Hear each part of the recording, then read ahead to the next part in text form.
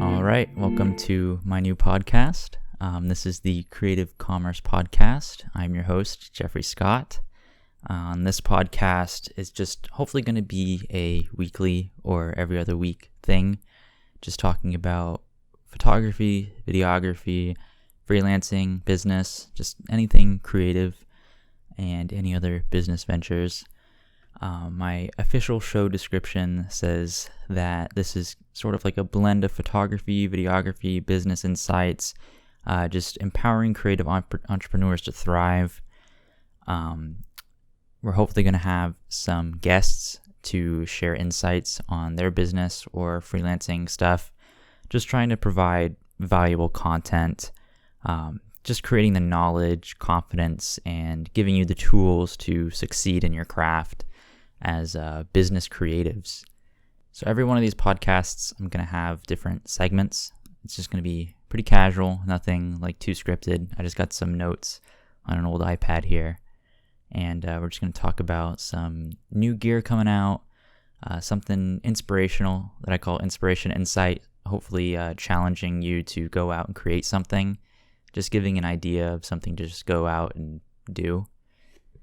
The main topic of whatever I'm talking about on the podcast or whoever I'm interviewing, that's the main topic. Content Spotlight is just something that I've come across that I think is cool and I just want to feature somebody's work. And then Business 101, which is either a business tip from me, something I found, or whoever I'm interviewing has a business tip or anything like that. So yeah, episode 1 of the Creative Commerce Podcast. Let's just get into the gear update. So something I came across that is pretty cool and it's pretty new, came out in the past couple weeks or so, is from Insta360. They make 360 cameras and action cameras and stuff. They recently released the new Insta360 Go 3. So it's like a really tiny action camera and it comes in this little pod thing and it has a flip screen on it. It's touchscreen. You could do like all sorts of stuff. And it's just like their other 360 products where you can do time lapses, slow-mo, all this creative stuff. But I think the main cool part about it is that you can take it out of the little capsule thing and you can stick it on anything. It's magnetic. So you could stick it on like a magnetic part of a helmet or something, or I've seen people have like a little case for it, like on their, like they wear on their necklace. So there's just like a lot of possibilities for more action cam stuff. I feel like it's like going to compete with GoPro because GoPro's been at it for a long time, but everything I've seen is just like clunky and has its own like cases and stuff. And Insta360 really tries to push kind of like user friendliness. I have the Insta360 X3, the 360 camera, and it's very easy to use. I got it because I wanted to get into real estate, 360 tours, and there's these big like clunky boxes for other companies that they offer for 360 tours, or some people just use like an iPad and they just like scan each room. But I found it to be easier to just put it's smaller than your phone, like it's just the 360 camera on just a monopod and then walk around the room, walk around the corner, take the picture, and then you've got a 360 capture of the entire room. But anyways, the Insta360 Go 3, some info I found on it. It supports 1080p, 120 FPS video recording for slow motion action shots. It uses their flow state stabilization technology that helps keep rough movement smooth and steady. So it just has like internal image stabilization or like digital image stabilization, which is pretty cool. The back of the camera is magnetic, as I said. It has a waterproof design with an IPX8 rating and able to be used underwater up to 13 feet or 4 meters. They also provide new AI editing and auto modes to make it easier for anyone to create dynamic and engaging videos. So I don't know if you've heard of CapCut or anything like that. I think a lot of like people who are trying to get into video are using this app called CapCut. I've never used it. I've heard of it. and it just has all these preset modes and like transitions and stuff you could use. I think that's kind of going to influence videography in a way. Of course, professional videographers are always going to stay in the game because they know what they're doing creatively and logistically in the edit, post-production. I'm not afraid either. But I think opening it to everybody, just having a friendlier user experience is just beneficial in the long run, especially if it can automatically sort of like put something cool together for you. So you can just share. I mean, I'm assuming this is all for like mobile use. I think that's the target audience. Like it will connect to your phone. You can share it easily. Just things like that for like cool on the go run and gun people. Pricing starts at $379.99 for 32 gigabytes of storage. I find it strange that you can't just put your own like micro SD card in it. They're kind of going like the Apple route of pricing things and how they do with like iPhones and stuff, where it's like a certain price for a certain amount of storage, and then if you want to go higher than that, it costs more. I think that's interesting for a piece of camera gear. My Insta360, you just put a micro SD in it. I didn't have to pay anything extra for storage. I think that's very interesting how they decided to go that route. I'm not sure how that's going to pan out for creatives. I don't think I would personally get it. I don't really have a use for it. Action cameras and action shots aren't really my thing to do, unless you wanted to capture like in the moment things, like someone going down a water slide for like a POV action shot. But I think for most professional creatives, I don't think we'll have much use for it. I think it's more of a consumer product, especially, I mean, it really ties in how consumer ready it is that they have different tiers for different storage options. So that's also kind of like a red flag and turn off for me about that. So that's a cool piece of gear that came out recently. Each podcast I'll try to update. Not only does it teach me about what's new in the photo video world, but hopefully provide some valuable news to you too, so it's not just me talking about myself, because I don't have much to talk about myself or share. I mean, I have my experience of stuff, but just to provide more value to you and not just listen to me talk about myself, because I think that's kind of boring. Inspiration insight is what we'll get into next. It's kind of a sandwich we're making with valuable content of here's some cool gear news, here's something you can make, here's what I'm going to talk about, here's my 2 cents, and then just a couple other segments that hopefully will provide value to you and not just have me ramble on about myself forever. So on this Inspiration Insight, I challenge you to explore unconventional angles and perspectives. This can go either for photo or video, anything like that. Just kind of experimenting with different shots. I feel like we're all accustomed to just the kind of tourist shot where it's kind of 5 feet up, or if you're 6 feet tall, 6 feet up, and 5 feet away, just like straight up here. I feel like how this tripod, if you're watching the video, how it's set up is kind of a tourist shot. It's just getting me just 5 feet up, 5 feet away. Get low, get down, go up high, get different angles, play with focus, try to get certain things in focus and out of focus, foreground, background, playing with that. I think that would be a cool perspective to see, especially if you've got the opportunity to really open up your aperture, if you've got a good lens for that, 1.8, 2.8, whatever you got.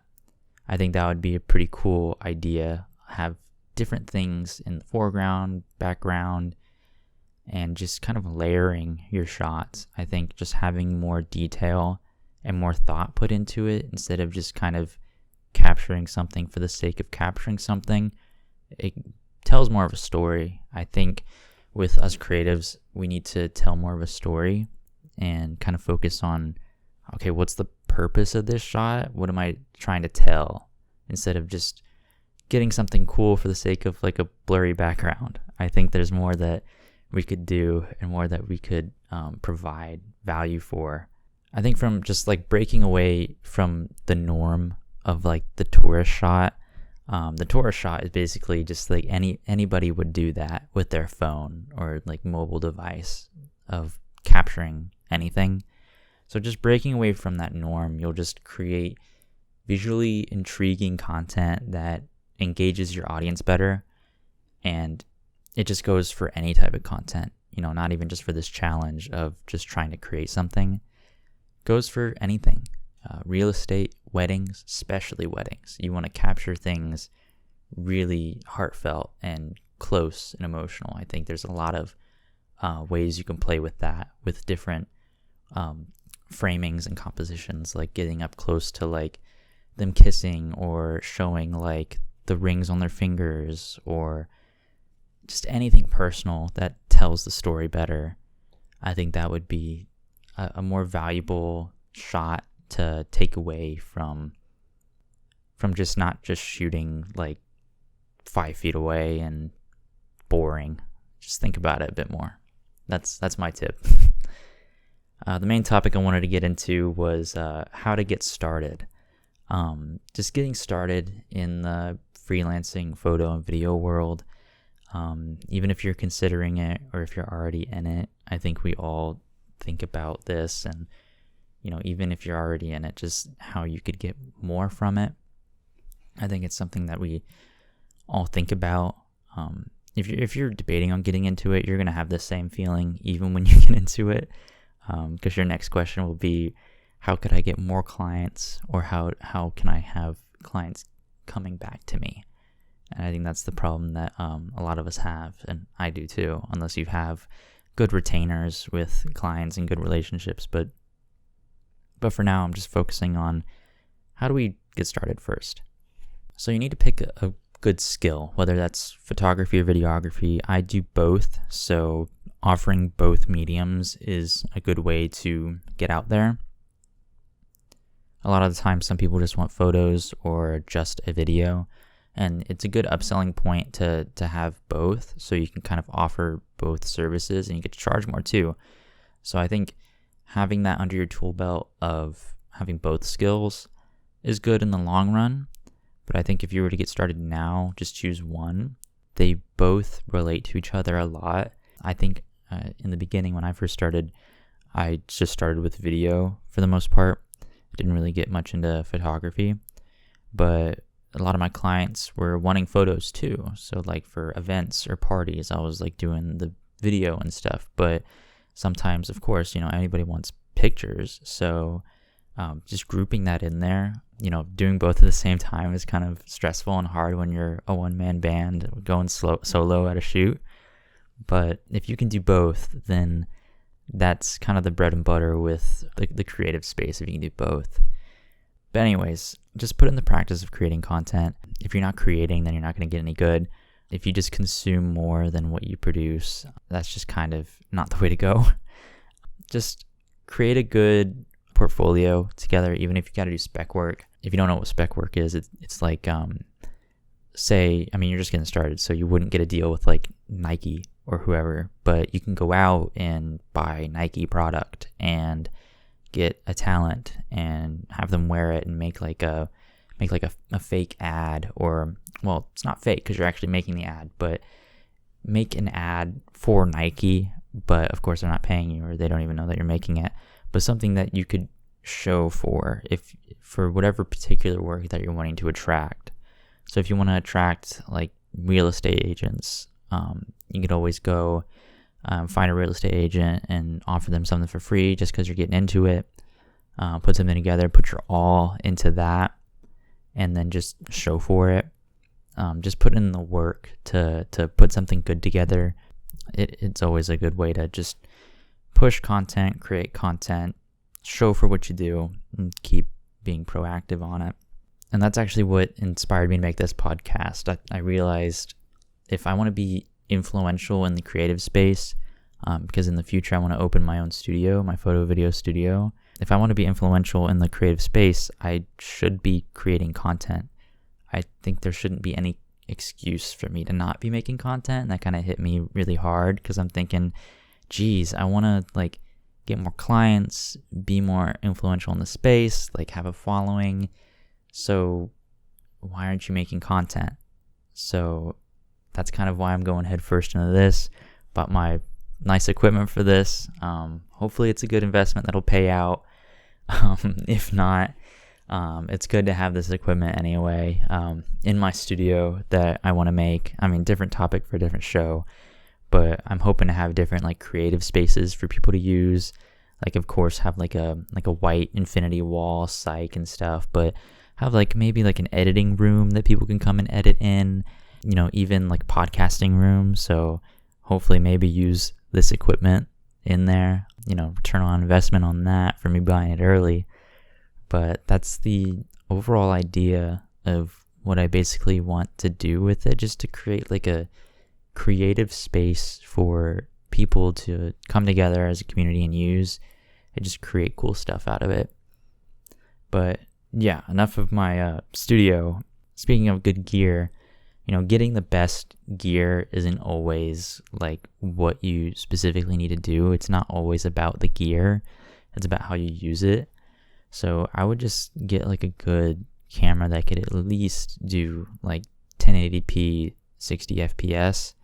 And if you're doing photos, any camera nowadays is probably good enough, like megapixel count, unless you're using like a really old camera from the 2000s. But most new cameras that are out, like the Canon Rebel series, is a great place to start for beginning cameras. Just kind of experimenting with different camera movements, getting that down. I think you should always get your first camera down, all the settings you could use, master that until you upgrade to your next camera. I currently have a Canon 90D, and I've been really interested in getting it to 4K more. This podcast is going to be recorded in 4K, just because the Canon 90D can record 4K at 30 FPS.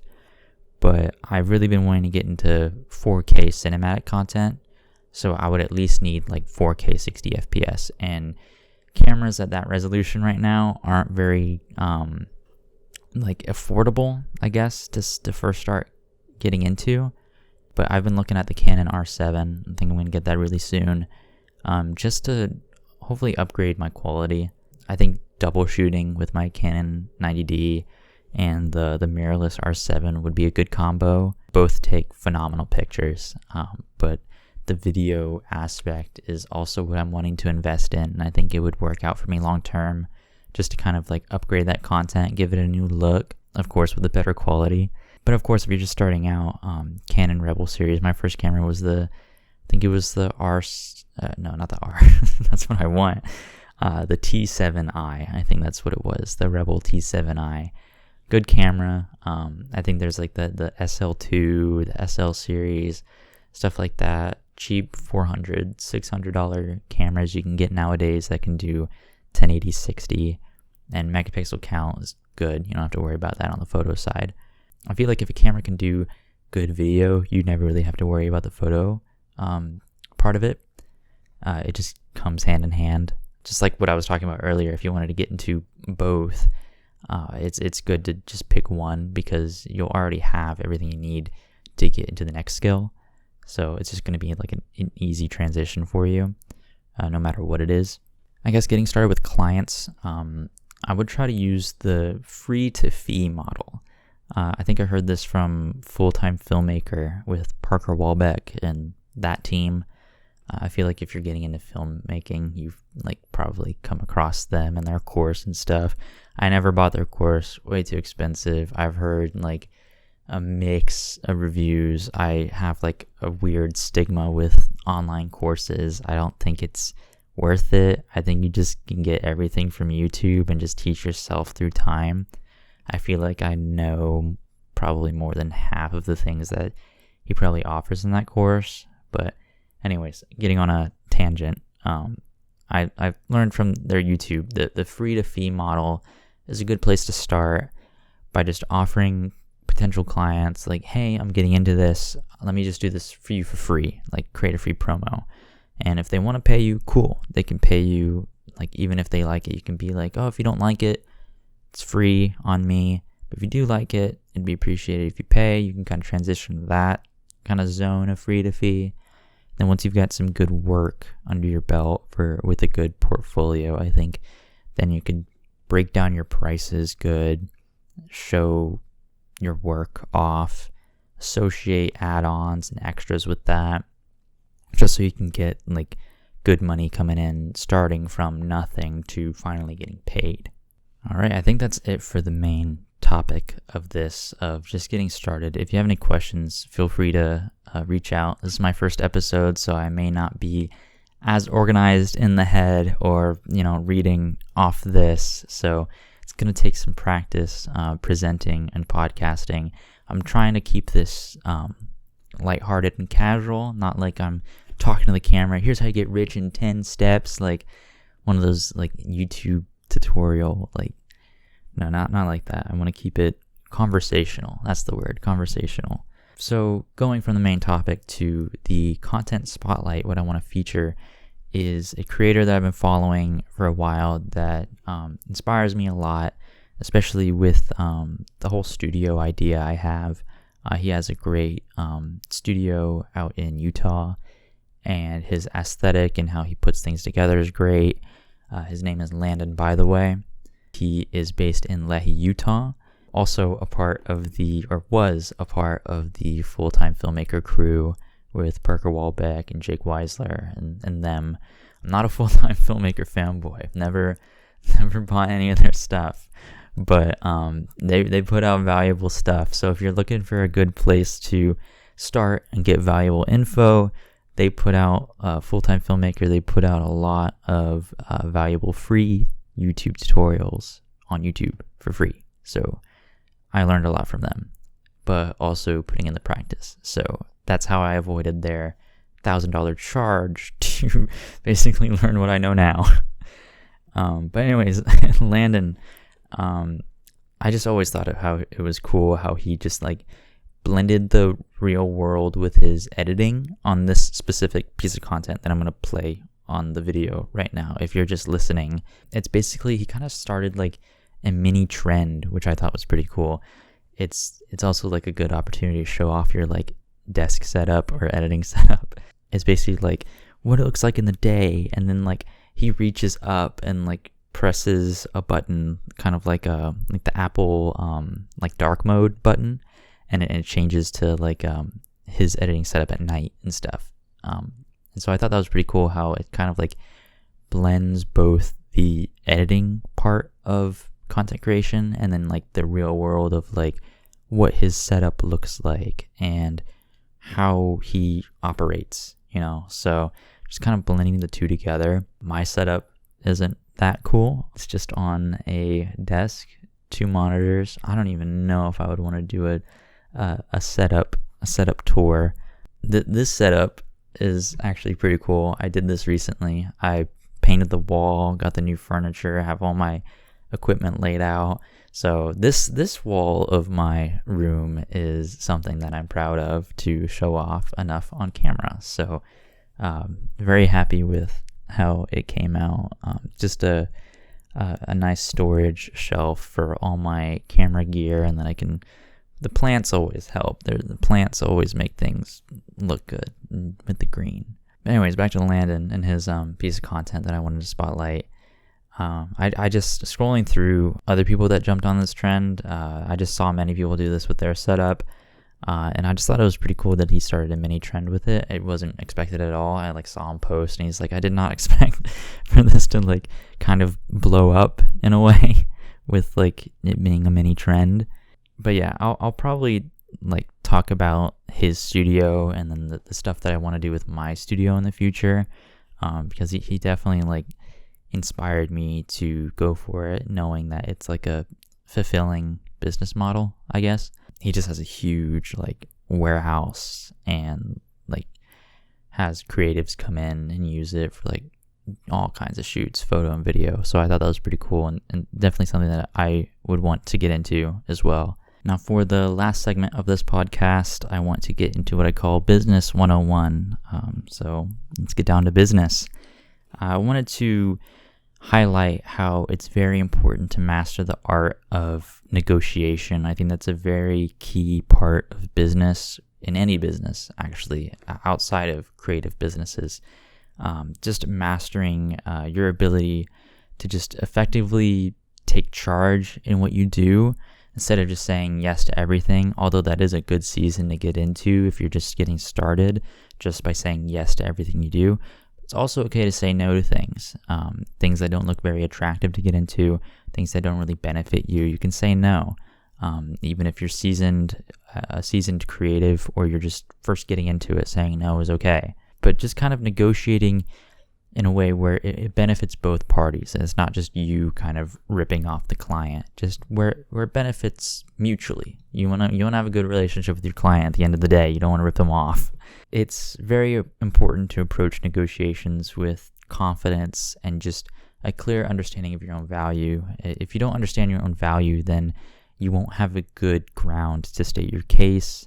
Especially if you don't have a good portfolio, you need to put something good together. Just showing what you're worth is really what matters. Just to have the other party understand who they're dealing with. Not to say that in like an egotistical way, but like what kind of value you can provide to them. Before going in all macho to talk to your client, negotiate, I would do a lot of research beforehand, know what the market is kind of going for that certain piece of content. Make yourself competitive so they can't just go out and find someone else who can do it for cheaper. Let them know that you can do it better than someone that you could just find, or the client could just find on their own. You are there already to state your case and be the one that can create for them, so it benefits you, like monetarily, of course, but for them to get the best from you. During the negotiation, it's always good to actively listen. Try to listen more than talk. It gives you more time to collect yourself, think of counter arguments. It's not an argument that you're having. It's more of a business deal. Think of it that way. Keep it professional. Like I said, make sure to state your worth, what value you could bring. But just actively listen and just collaborate with what their needs are and what they're looking for, what they expect, and just articulate how your skills and your expertise can address all their problems. You can take care of it, assure them, even if you want to give them a guarantee. Maybe you're starting out and you give them a guarantee of like, okay, if this, and this doesn't scale your business or get more customers through your door, then you could ditch me, or whatever I give you, you don't have to pay me. That may be a good starting model if you're getting started, but if you've got a good portfolio, I think you'll have a bit more confidence of what you can do and what you're worth, especially if you have the social proof to back it up, which is results from other businesses. Try to pitch to businesses that you already have work done for. Say if it's like a coffee shop, if you already did something for another coffee shop, you can say, hey, this video provided this much value for this coffee shop. I can do the same for you, if not better. So just kind of having the social proof to provide for that as well. It's also a great way to secure the negotiations, secure the price you want. Throughout your freelancing career, you're of course wanting to increase your prices. So just kind of try to secure good contracts and good prices beforehand, and have that listed very clearly on your website. I have all my prices and extra add-ons and fees, if applicable, listed on my website for any worst case scenario. There have been people that want me to stay longer, but it was like the time allotted for wasn't in the original package, so I got burned out of it. So now in my packages, I have any extra hours over the initial allotted time in the package is X amount per hour. Just try to cover your bases. If you're getting started, try to have that all clearly listed. I've had people come to me and they've chosen me out of other people because I had my prices very specific. I hate the websites and creatives that I have two pet peeves actually that I just thought of. The first is where it's like, click to learn more, like on a certain package, and then you've got to contact them or call them. I feel like Gen Z or this age now, we don't really want to talk to people. So I feel like that's not like a very good model. I shouldn't have to reach out to you. I'm researching, like the client or whoever, your potential customer, is researching for what they want. If they have to put in more work to figure out what they want, they're just going to skip you. And that's happened before. And I've seen it happen before. And that's why people come to me because I have everything listed and everything is, they could just look at it and be like, okay, this makes sense. Yeah, I can do that. I can go without that. Okay, let me contact this guy and we can just get it done through email. Easy. But my second pet peeve is more of a creative choice. It's where I really feel like these people are stuck up, but I've seen plenty of websites where you try to find their pricing and it says like your investment, something stupid like that.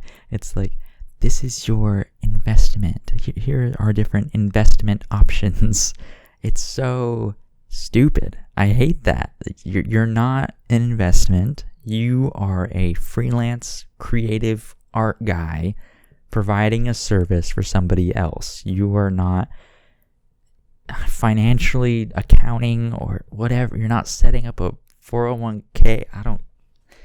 It's weird. But yeah, that's the pet peeve that I thought of on top of my head. And if you don't have your prices listed anywhere, then that is a big mistake. You need to actually show for that so people know what they're looking at. You can have a good website with your stuff on it and people reach out for you, maybe for jobs and stuff that's like, oh, I liked this promo you made, but they want to have a good idea of what they can get out of you. And it also helps to have everything broken down and priced, because you can just copy and paste that package to someone who's looking for something like that. I've had plenty of times where people come to me with specific requests for things, and because I had a package already made, as well as any extra add-ons that I've had people ask for me in the past, I just copy and paste that package and add-ons, send it to them, and like all their questions, anything that they specifically asked for is in that quote, that package quote, and they could just tell me yes or no to what they want. Just makes it super simple, saves a lot of time. So I guess that was kind of a 2-in-1. It was like pricing and negotiation in a way. More value to you, my viewer. That's why you're here. You want some good value. I think that's going to do it for this episode. I think we're running on 40 minutes or so, longer than I thought. So I am happy with how this turned out. This is going to be interesting to edit. I haven't edited my own full-length podcast before. I'd be really happy to keep this going. I've got a lot of stuff to share and a lot of things to talk about. I just feel like overall it'd be really fun, good experience. Gives me something to do in my spare time.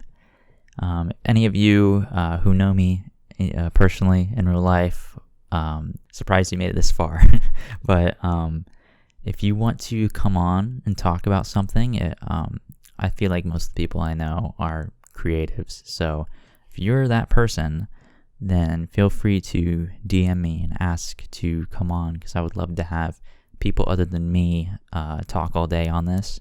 I feel like that'd be an interesting perspective, just to have multiple perspectives on the show. I think that'd be cool. So if this is your first time seeing me or listening to me, my name's Jeffrey Scott. I'm the host, and you can find me on Instagram at Jeffrey, JEFFREY.Scott_. The other Jeffreys were taken, so thought and an underscore for that one. You can find me on TikTok at the same handle, and on Spotify and YouTube. Thank you for listening or watching. There will be more episodes in the future. Like I said, hoping to keep this to be a weekly thing, every other week thing. Going to be posting a lot of clips as well in case you missed the podcast.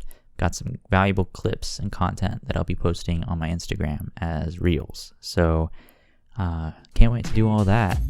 See you in the next one.